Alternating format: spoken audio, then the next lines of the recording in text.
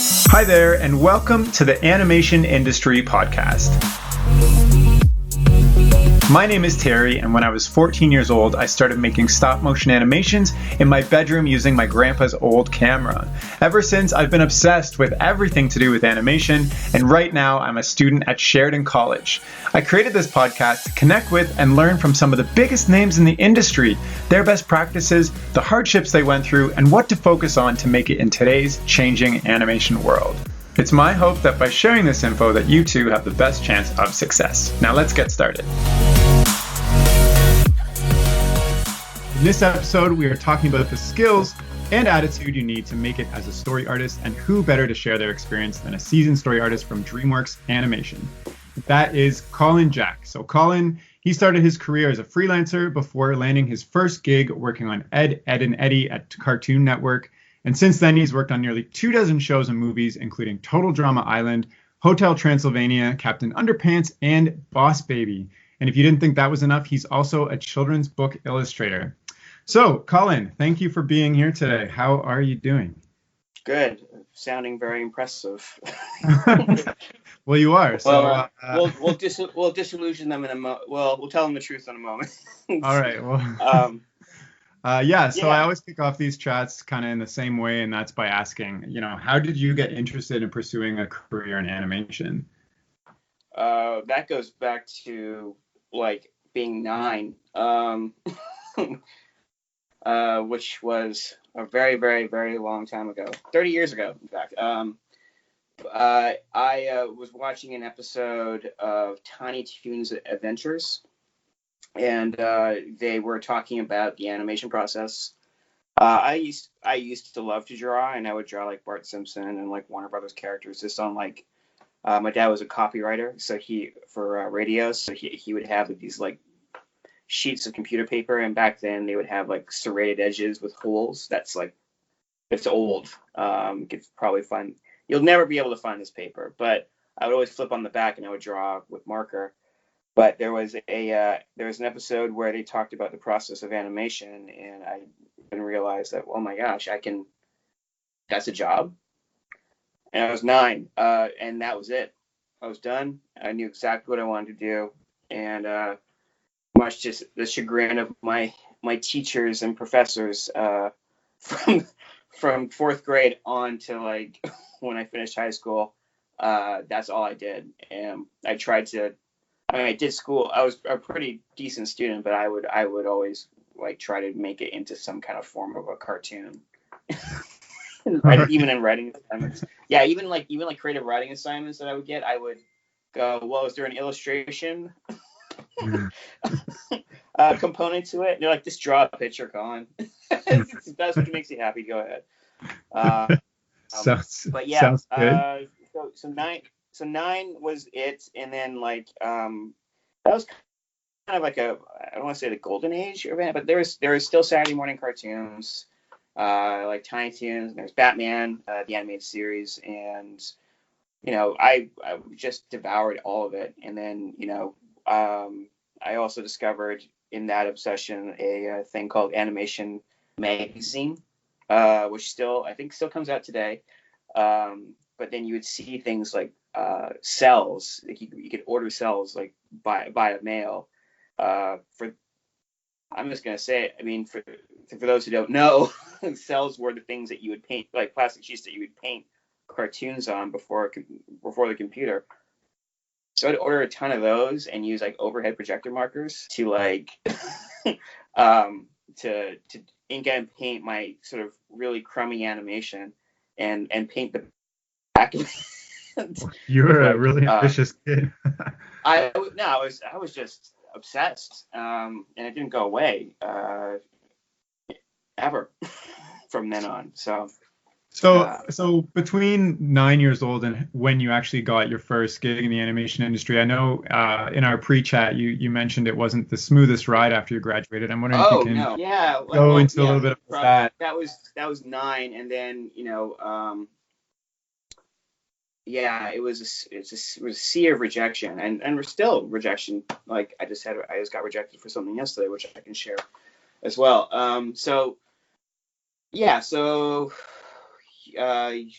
high school ends, and then there's a program available in Vancouver where I'm from, and it's the commercial animation program at Capilano College, now university. And it was a very, like, it's back then, and I don't know how it is now, what you had to do to like get into the course was present a portfolio of like life drawing and like basic like art skills, and then animal drawings, human drawings, and then like still life drawings, like just really classical art skills to get into this program. And based on the portfolio I sent in, I got rejected. Okay. So I was about 18, 19. So that really bummed me out, but I also needed to either go to college or go get a part-time job somewhere. So I took a fine arts course at Langara for about a year and a half, and that was fine. I learned some very basic sort of painting and drawing and stuff like that, and eventually, about a year and a half into that, I'm like, no, I gotta try it. I'm gonna try again and apply again. So I took I stopped going to art school, and I decided to just work part-time at Zellers. Is Zellers still up in Canada? Is that still a thing? No, it's closed down. Oh. It went bankrupt. Oh, really? Yeah, years ago. So it's a piece of the yeah, I was working part-time at Zellers, and then I decided to go ahead and get my portfolio together and meet the requirements that were sort of asked of you. And I got in. So I started doing taking that course at 2000. So I graduated 2002. And yeah, so I was a full-time student at Capilano, and then 2002 rolled around and I graduated, and the industry kind of tanked at that point in Vancouver. I think actually across Canada there was just nothing coming up because we're primarily a service country when it comes to animation, that there was nothing happening. I had a few friends who got hired right away, and then myself, I ended up waiting another year working at Zellers. And to be totally frank, my portfolio that came out that 2002 wasn't the best. I'd say I was probably in the lower end of students that were graduating. So I spent that almost solid year humbly working at Zellers still, and trying to get a portfolio that was up to an industry standard. And then from there, boy, this is a sad story one more as I'm going through it, but it gets better, guys. somewhere along the line, right? Somewhere along the line, but stay with me. So like when at that time in the industry, especially in Vancouver, the one job you could definitely get was a Flash animator job. So I had a portfolio that had drawing skills that were passable, and they said Flash animation, and I was just wanting to get in, so I was like, yeah, great, start next week. So I spent about a week and a half learning how to do Flash, and I did it well enough for a time until they started giving me more complex scenes in Flash animation, and I just didn't have enough knowledge, practice, any kind of honestly, and I would say even in university, I wasn't an animator. I was definitely more of a designer or even storyboard artist. And I chose to ignore those things. So I just wanted to get into this business. But as a result of that, I got fucking shit canned. That's a euphemism for saying let go. Yeah, I got hired. I got fired. And that was rough. That was a real kick in the gut because it was just a reality check of no one is going to when you get into the industry, especially when you're starting out. There are not a lot of people that are like, okay, this kid's struggling. I'm gonna mentor him along because everybody else has got jobs, lives, their careers to worry about. So I was clearly struggling, and especially in television, there's tight deadlines. They just said, "I'm sorry, we're letting you go." And I said, "Oh, is that like a 2-week thing?" Or it's like, "No, if you could just pack up your desk now and leave." Sounds pretty rough. And that the fact that I wasn't like I don't belong in animation, it was just a wake up call of like you can't put your feet up no matter how secure you feel in your job. And I was feeling pretty good because I had a couple of decent little bits of animation, but as soon as they dropped something huge in my lap, I just crumbled.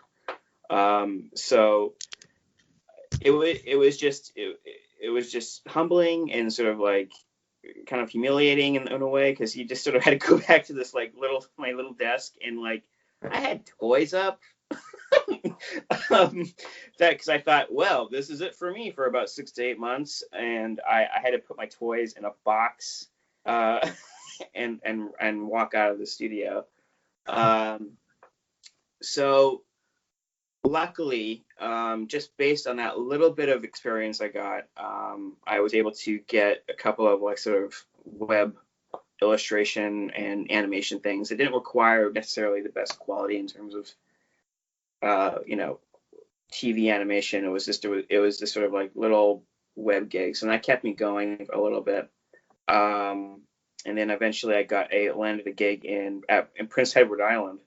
Of all places, a place called Trapeze Animation. I'm not sure if it's still around, but so I packed up my stuff and I moved all the way back east for about 6 to 8 months, and I did flash animation there. And then that studio was sort of ramping down in terms of work, and I just applied. I took to AKA Cartoons, is where Ed and Eddy was being made. And they said, we have a storyboard revisionist job. And I didn't actually want to be a storyboard artist because that's a lot of work. And it was something that I was like, well, you get to draw, but character design is what I want to do. I really want to do this. But they had the revisionist job open. It paid a little bit more. And, I was just single and living on my own. So I went back to Vancouver. And I got introduced to the world of storyboarding. And storyboarding back then was on paper, like 3-panel sheets. And you had to do very accurate action notes at the bottom of your storyboard. So you would have to like write very accurate lowercase letters, very clear, because those boards were photocopied and sent overseas to be animated traditionally. And I did that for enough time to get some kind of handle on what storyboarding really was and what it meant. And then I applied for a job on George of the Jungle, like a flash animation series that was being done at Studio B, which was down the street from AKA Cartoons. So I did that, and that's when I started storyboarding professionally, which was, I think all told, that was like the first 5 years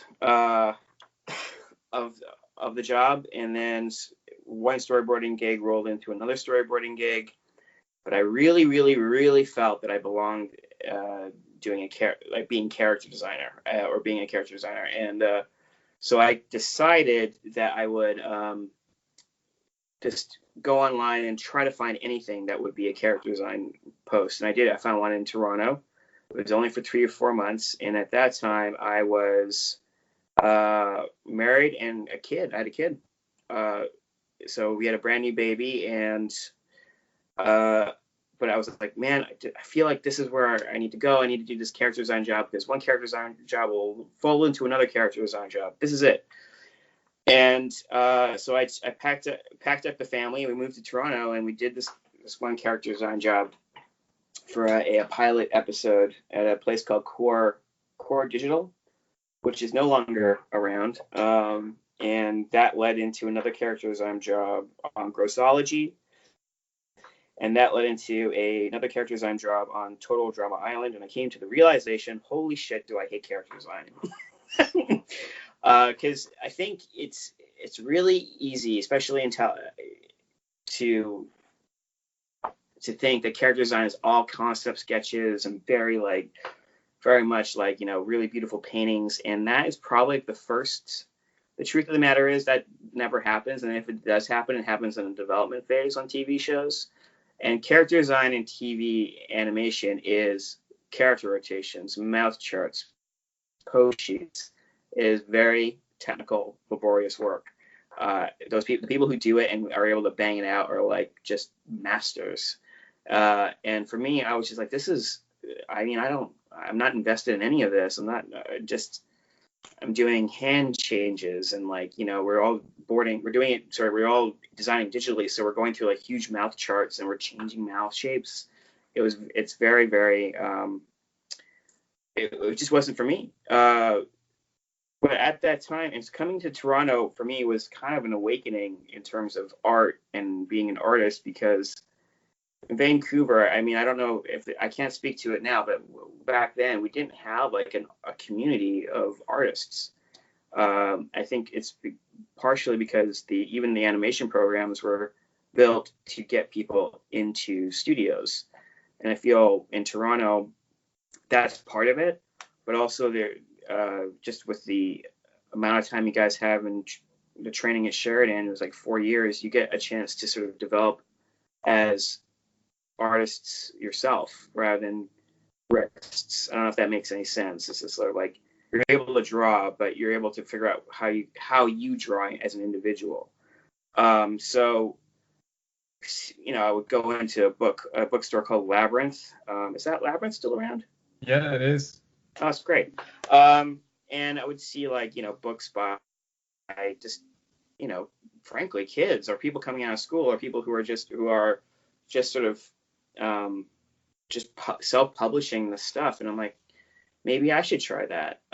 It's like, oh, and these guys have blogs. What are those websites?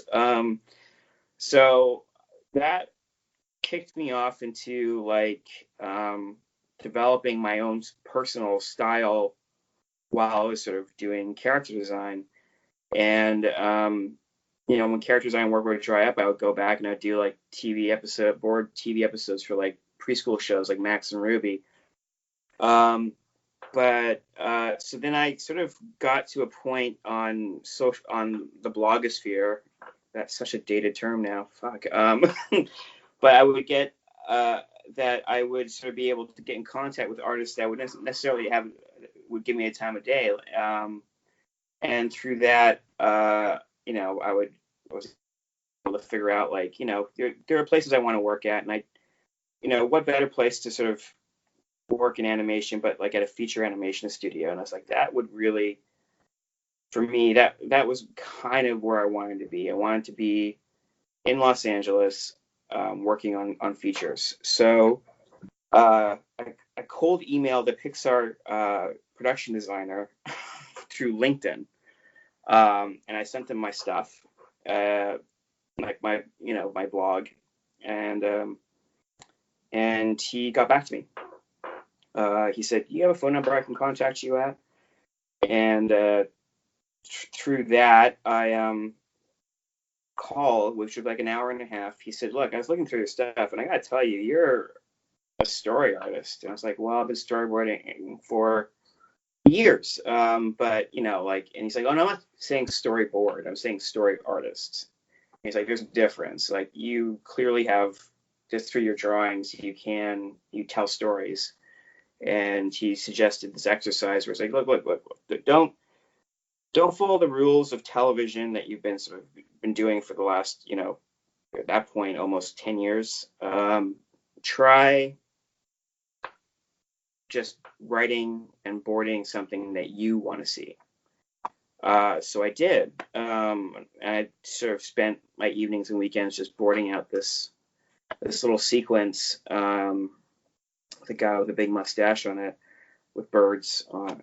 I think it's probably online somewhere. And that sequence I sent back to the guy at Pixar. He shopped it around to a couple of story people, heads of story. He said, nothing's really happening here at Pixar at the moment, but here I'm going to send you a few friends down in Los Angeles. And from there, I got a call from Sony Animation saying, hey, we've got this movie called Hotel Transylvania. We want you to talk to our director. The director was Gendy Tartakovsky at that point. So I got on Skype with him, and he liked me and I liked him, and I ended up boarding on Hotel Transylvania. That was my first feature story gig, and from there it was Book of Life, and there was one canceled movie in between that. Oh, Planet 51 as well. I think that was Earth 51, Planet 51, one of the ones.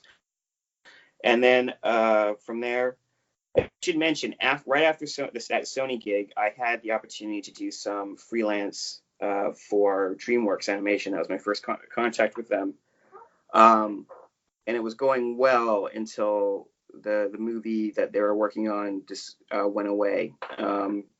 So I thought for sure that was going to be my time down in. I was like, oh, this is it. I'm gonna move down to LA. And they called me right after my second sequence with them and said, this movie's going to go into rewrites, so we don't have anything for you now.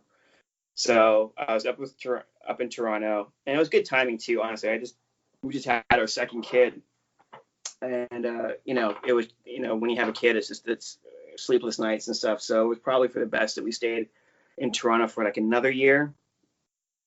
And then and then shortly after Book of Life, I got a call from Pixar again saying, hey, how's it going? Send your portfolio down. And I did. And I flew down there and I met with them, and it was looking pretty good. But I was like, well, you know what? Since I had already worked with them, I'll send my portfolio to DreamWorks as well. And they called me back right away as well. And they said, hey, everyone really likes your stuff. And, what are you doing right now? I was like, nothing really. I was freelancing still, illustrating books, and he's like, it's too bad. I kind of just said it off the cuff, and I realized it was probably one of the smartest things I said. I'm like, it's too bad. I should have come and visit you guys when I was down in San Francisco being interviewed at Pixar. And the tenor of the conversation changed almost immediately. And you're like, wait a minute, you're being interviewed by Pixar currently? Yes. So it's like, okay, well, we'll get back to you pretty soon. Not even 24 hours, I had an offer from DreamWorks Animation to fly me and my family down and start working at the San Francisco campus. And that was 6 years ago. Wow. So that's quite the story. There's so much happening in between in the last 10 years. Wow. Yeah. I do have a few questions coming out of that. One is you said you kind of learned what a storyboard or a story artist actually entailed, once you got into the industry. So maybe you can dispel some of the myths of, Sure. what students or what people think a storyboard artist is versus actually doing it. Yeah, I mean, at the time, I think it's changed dramatically from my time at starting in television to my time in feature. Television, when I was working in it, was very much, you had to, it was very flat, because we're all working in like flash animation or Harmony, I think, and you would have to reuse backgrounds, and you couldn't really do like, dynamic shots a lot because that would cost money. It would mean the background, or say if you wanted to lock the camera on your character and have the background cycle backwards, that would mean like a whole pan. Like you couldn't really think like that. So all that sort of knowledge of cinema that you'd probably have bubbling around your brain because you work in animation kind of goes out the window when you're working in television animation. So yeah, it just was, storyboard was very much an instruction manual to keep the production going. And being a story artist is taking something like script pages or sometimes no pages, and elevate it, and just having a director going, we need the character to face his inner demons, and we don't know how to do that visually. Go ahead, go. And write the material yourself, which is a lot of my job at DreamWorks. So it is very much, it's just a different kind of thing where I think, I don't know. I think it's changed in terms of technical ability, because I've seen a lot of great television portfolios where it looks like a feature now, and like they're posed out to like 1,000 panels. Some of these things I've seen, or like 2,000 panels, because every little like eye blink, every little gesture is thought out. But there's a little more of a cinema feel to some of the new stuff, and I think it's because a lot of it's 3D, or they're very much specific. They're streaming specific shows, so they have probably a little bit more of a budget. But it's coming to a point now where TV and film, I can't differentiate the two in terms of storyboards or story. But when I started out, and I sound so old when I say about it, when I started out, there was very much a different mentality to the two. And being a story artist meant showing in your boards a knowledge of cinema and a ability to write material. Huh. Interesting. Yeah, so it sounds kind of like TV, from what you were used to, was taking existing assets and just manipulating them to keep the new episodes going, I guess, versus movie productions, which were like more imaginative and from scratch. And that it sounds very, very very sexy, but it's also like we get to points even in feature where we're like running towards a screening and everything's cut together, and we are doing very small fixes, and it gets very technical, then, but very much like I've been on productions when we have no art, nothing, and that's the most fun, where you are just trying to figure out the voice of the film. Sounds great. The other thing I wanted to ask you about, because it sounds like cold outreaching to different people has really impacted your career over the years, especially with that called the Pixar. So can you go about, for somebody who hasn't done any cold outreaching or anything, can you go about giving some advice? How do you contact people? What do you say? Is LinkedIn the best way? Is finding their email, something like that? I mean, it's hard. I think it's hard. I mean, I've had people throughout my career reach out to, and I think that, it's not to take it personally when people don't get back to you. It's just the nature. I mean, you are a stranger, and honestly, people just have busy lives. But the key is to be respectful, and just to introduce yourself and talk about what you want out of the conversation. Don't go looking for a job, or don't have. Please don't have a script that you want to send them, or a idea for a TV show. These are people who are just artists like you, and they are trying to get their own stuff off the ground. If you go to them and you're looking for real advice about how to get into the business or what you can improve on, then I believe most people are receptive to that. So when you introduce yourself, if you're a student, just say that you're a student at such and such college or such and such university. Here's a link to my stuff.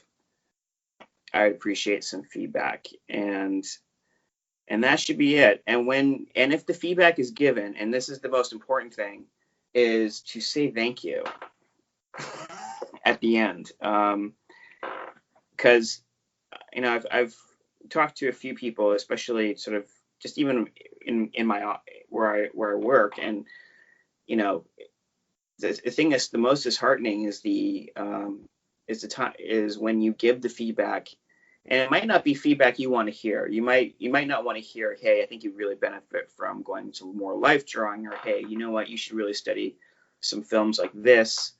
And things that will tell you that you're maybe not quite ready, that isn't meant to be mean. That's just meant to be truthful. Because we're not twirling our mustaches and going, well, I just don't want this person to apply. We're just saying, like, we stand shoulder to shoulder with a lot of really talented people, and like we see a lot of portfolios, and these are the things that you'll need to do in order to get through the recruiter and on one of our desks or somebody else's desks. So when you get that kind of feedback and they do take the time, just say thank you, and that goes a long way. Sounds good. Yeah. Well, I was going to ask how should you respond after somebody takes the time to give you some feedback, but I guess the answer is just to say thank you. Say thank you. And then, like, I mean, the most heartening thing is when you say thank you so much for the feedback, and if there's advice, the advice is taken, and you send them back material. Like that's just the beginning of a relationship with somebody, or an artist or a potential mentor. And I'd say just don't be pushy, and if they don't get back to you, don't follow up with like 15 emails. Just be patient. If it doesn't happen, it doesn't happen. There are a lot of really talented people out there who like to teach or like just to help other artists out, because like the first half of this podcast, everyone struggles. Everyone wishes, like, I wish I had a mentor when I was struggling, when I first got my first job. Like, we all know what it's like. We all know how it feels. And we just, we all want that sort of comforting hand to go, you know what, you're doing okay. Here's what else you can do. You know what? Those things matter. And just being grateful and appreciative of those people when they do that to you is just, I mean, frankly, it's just good manners. If that's the one advice I can give, it's just like, don't be pushy, and just be thankful when you do get that feedback. Great. And so what is this role of social media in all this? Because that is something that, is a lot more up and coming than some other avenues of getting in touch with people. So when, a studio is looking at you or somebody's looking at your work, how much do they consider, how many followers you have, how many posts you have, what kind of work you have on there? How does social media scale in all this? Social media, well, I mean, I'll say this for social media. Like, when I first started, I think I still have the account. That helped out a lot, just in sending people a very quick link to like my stuff, and also helped getting my first children's book gig, which I don't think we really talked about, but I can talk about a little bit now. Which is, I got contacted by a illustration agent who said, we saw your stuff, and how would you feel about being represented by us? And being a freelance artist, I would never say no to a gig, especially when you have like a kid or two. So that helped out a lot in getting launched into children's books. Social media now, I think, it has changed for good or bad.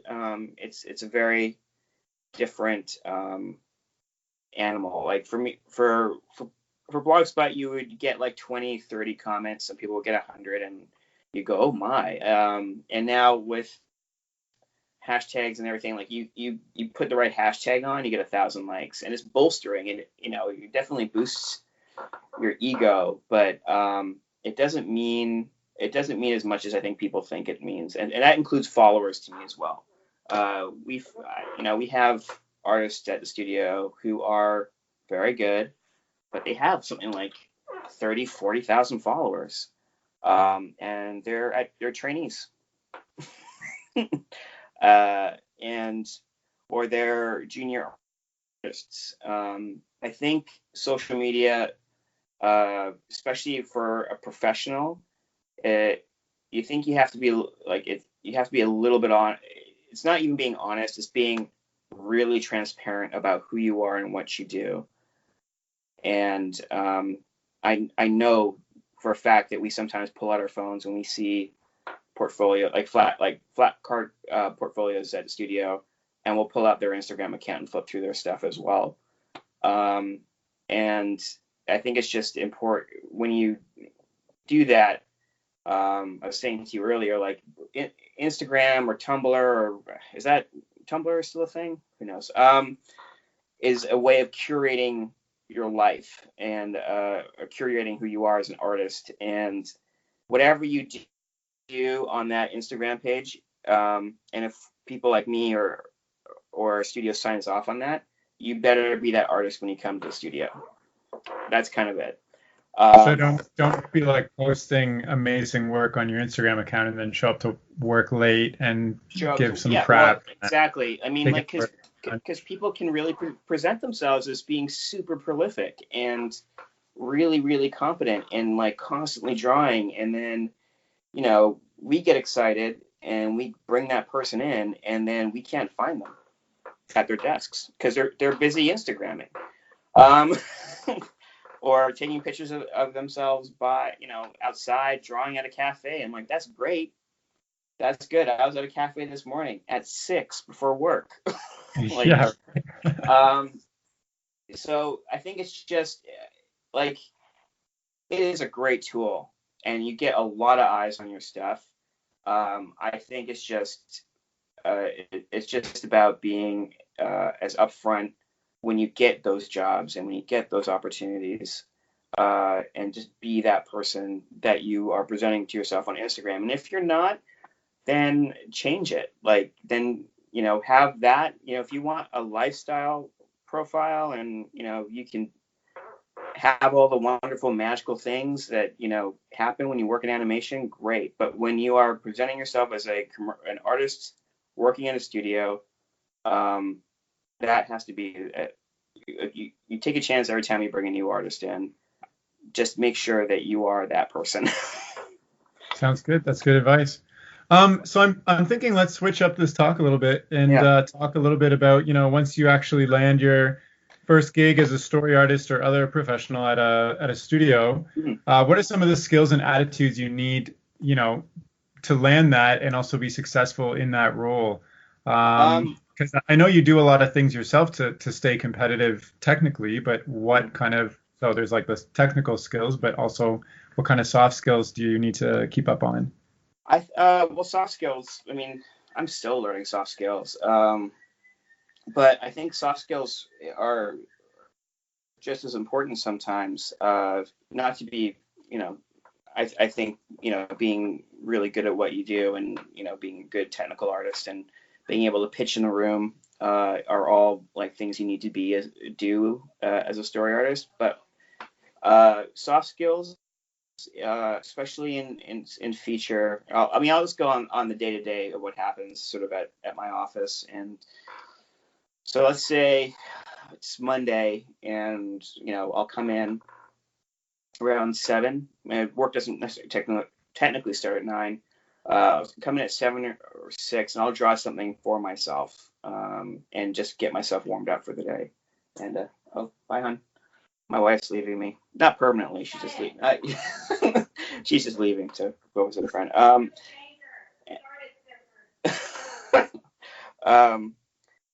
So I'll start the day just sort of getting, you know, excited to draw again. And then let's say 9 o'clock, I'll meet with my director and we will get launched on a sequence. And depending on whether the sequence is something that you're excited about or something that you're like, you know, like, I don't know how to do this. In the room is, you know, I got launched on a sequence that was not too long ago that was daunting. Like, it was a massive sequence. In the room, don't let that show on your face. The director has a lot of things to worry about, and the last thing he wants to worry about is a story artist who can't deliver, you know, a sequence in a number of weeks. So in that room, for that moment, take everything you take the direction you're given, and you go back to your office. And then if you want to freak out, you freak out, but close the door. And I don't think that should go away, by the way. I think if you are not, wondering how you can tackle a sequence um, every time you get one, then something's wrong. I think every sequence should be challenging. Not maybe it's not the most challenging on paper, but like how is it going to challenge you as an artist? Like, this is a very active is very much an acting driven moment in the film. So like, what kind of expressions can I do that aren't just like happy, sad, and angry? Like how can I get the subtlety of that moment? So what happens when you're presented with a sequence that you're not the biggest fan of? Like, how do you approach feedback in that sense? Oh, when you get a sequence that, and sometimes the director will tell you very frankly, like, this sequence, I'm not the biggest fan of, but you could go and, I did this never do this now, but like I used to do this very early on in my career. I'm like, well, I agree with you. Yeah, it's not working either. But I wouldn't present any solutions. When you're given a sequence that is clearly not working on the page, or even the director's saying it's not working, or I don't know what to do with this, it's your job as a story artist, as a person who lives and breathes film and animation, to come up with a solution. And whether it's there on the spot, or whether it's a day later, you take the material that you're given, and it's your job to elevate, not to sit there and shone it with everybody else. Your job is to take minor, small things, especially when you're running into a screening. There's an opportunity even there to like make that the best eye blink or the best open mouth you can you can make it. So, and like these days are long, these hours are can be long too, but like those are those, when you're given those opportunities of like, when people are down in the room, that's your job. It's your job to be up in the room. Does that make sense? Yeah, it does. It sounds like that's part of, your role as a story artist is to take all those problems and turn them into solutions. Yeah. Um, Yeah. yeah. Are there any specific films or scripts or anything that you would recommend to get better at technical skills, or that have, or like help your creative thinking when you're trying to look for a solution? Like say you're Well, stumped, do you turn to specific things to help? I think that if there that's something I cannot stress enough. Especially if you want to get into storyboards, is that you have to watch movies all the time, all the time, all the time. You have to watch movies, movies you don't like, movies that don't work. God, I sat through Mortal Instruments, or is that the one with the rolling cities? Like this came I out haven't, not too long, yeah, I haven't seen but it yet. I sat through it because I was just like, I gotta see what makes this movie not good. And it's very obvious, but like, um, but you just have to digest film, and if you do it enough, and if you watch enough, um, you know, there's the saying of like every story's been told. Like there's nothing new under the sun. Like when you're given a presented a sequence, your mind will be popping up with moments from different films. Like a keyword will trigger you. Go watch those films. Go watch those moments in those movies. And like this is a really tense moment, and the character's sneaking around in the cave, and then like, well, what movies where there's like creepy things, crawling all around you? Well, there's the first King Kong, there's the Peter Jackson King Kong, there's Skull Island, there's a plethora of films that you can look at, or there's like the first Alien, or even the second Alien, of like wondering where that creature's going to jump out of. Like, how did that director build tension? What are the shots they use? And frankly, like that's your homework. You get to go watch movies. Like it's super cool. So yeah, it's just watching film. And honestly, like there's so much TV now that it's just so cinematic too. I watched The Marvelous Miss Maisel. I don't know if have you heard that show? Yeah, Yeah, it's on Netflix, right? or it's on Amazon, and So, I watched it not too long ago, and there was just a brilliant transition from one location to another, and watched it like 3 times. I'm like, that's in the memory bank. I'm going to steal that shot one day.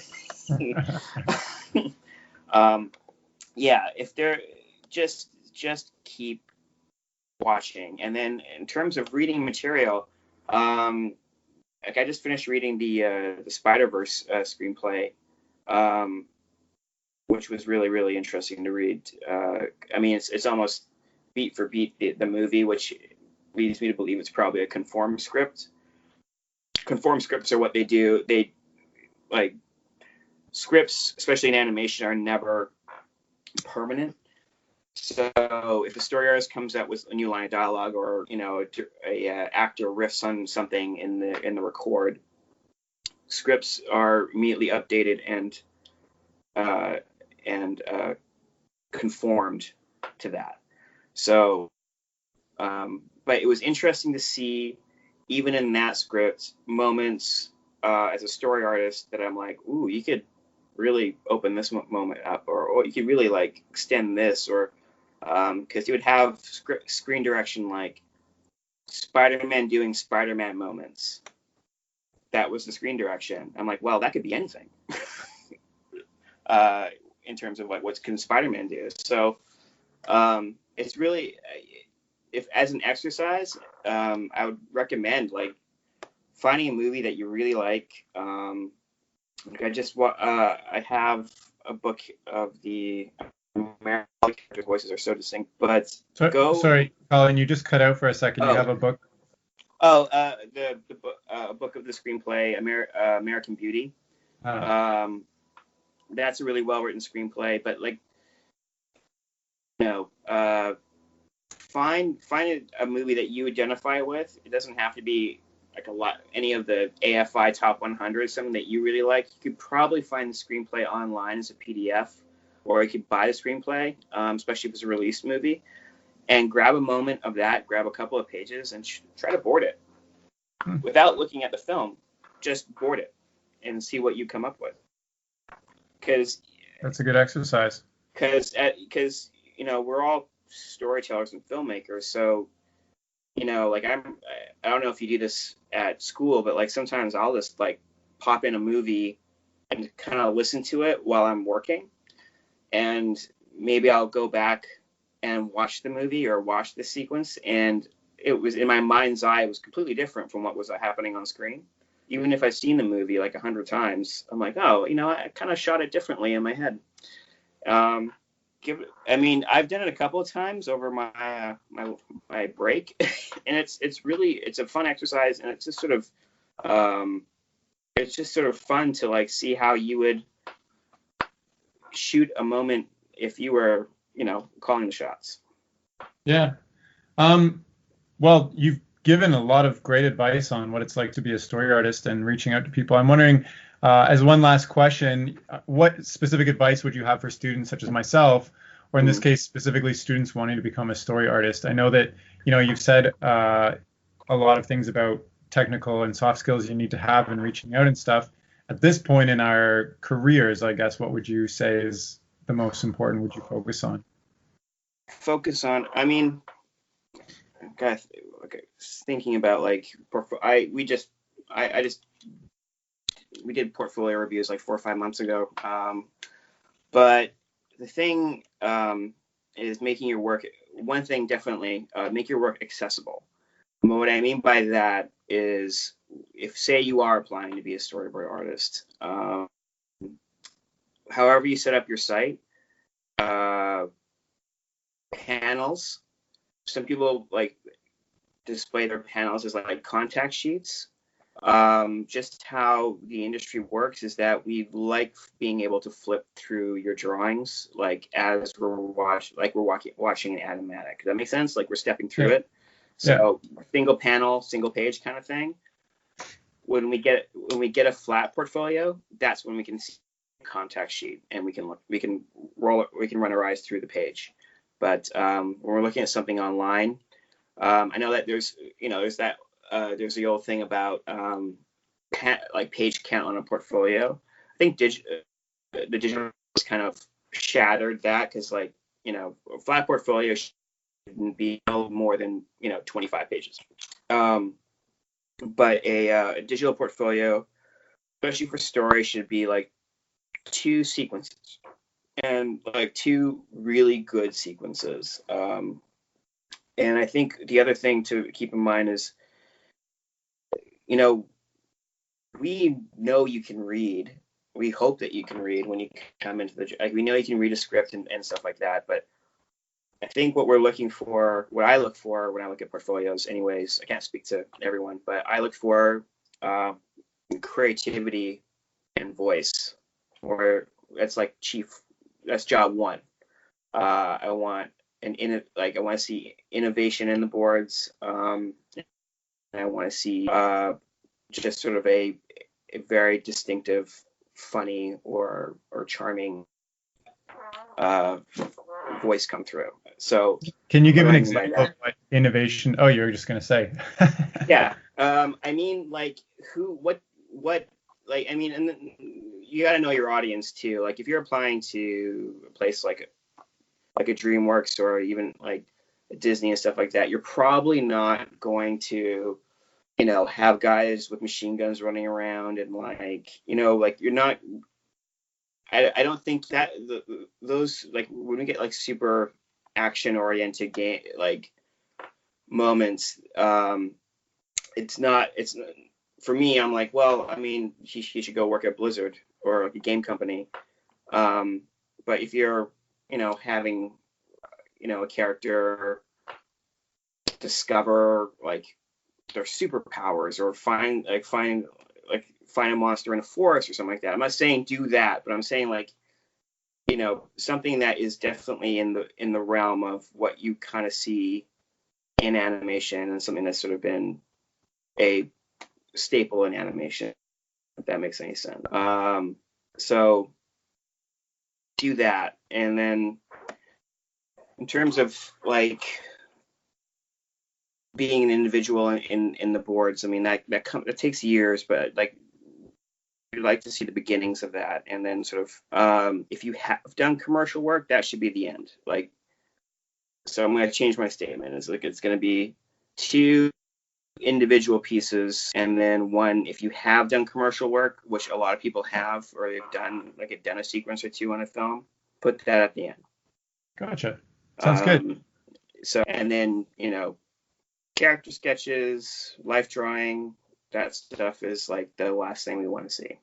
Not the last thing we want to feel like that's the last thing we want to see. It's just the last thing that we want to see. It's not the thing that you put forward.